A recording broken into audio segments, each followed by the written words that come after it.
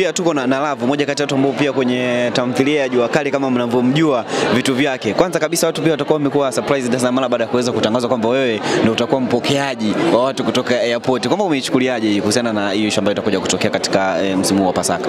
Nimeichukulia vizuri na nimejiandaa pia kupokea wageni kutoka nchi tofauti tofauti na nchi mbalimbali na ni kitu kikubwa sana kwangu. So opportunity kama hiyo ikipewa lazima mtu ujisikie vizuri.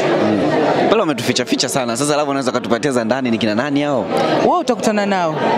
Yes. Unamwita kila mtu afikie pale. Ya kila mmoja afike pale na tukianza kuwapokea pia tutakuwa tunawaonyesha nani kafika na nani amewasili Tanzania.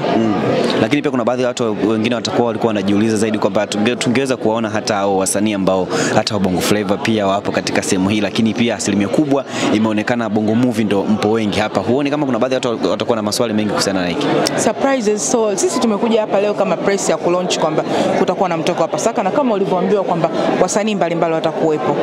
So wengine hawako hapa kutokana na majukumu kwa sababu mwingine labda yuko studio saizi ana rekodi na yeye nyimbo yake kama Steve. Simamsikia Steve atatoa nyimbo yake mpya. Sema na nyimbo 4. Sasa ana nyimbo 4. Sasa labda na hao wengine wa Bongo Flava mtashangazwa siku labda kutakuwa na surprises.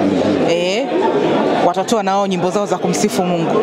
Yes. Wategemea pia siku ya events kuna show ambazo zitaonyeshwa ukiachana na wasanii ambao wataimba, nyinyi kama wasanii kuna kitu ambacho kimekwisha kuandaliwa kwa kuonyesha mashabiki ambao watafika kuangalia siku hiyo? Surprises ni nyingi sana, watu ambao watakuwa invited watashuhudia vitu vingi sana.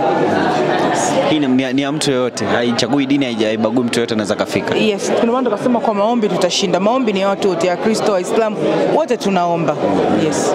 Ongea neno la mwisho lako Love kwa mashabiki zako ambao wanafuatia katika tamthilia yako na vitu vyako vinavyofuata. Waendelee kunisupport, vitu vingi sana vinakuja katika Jua Kali msimu huu mpya pamoja na vitu vingi sana watavishuhudia katika mtoko wa Pasaka. Shukrani sana. Karibu sana.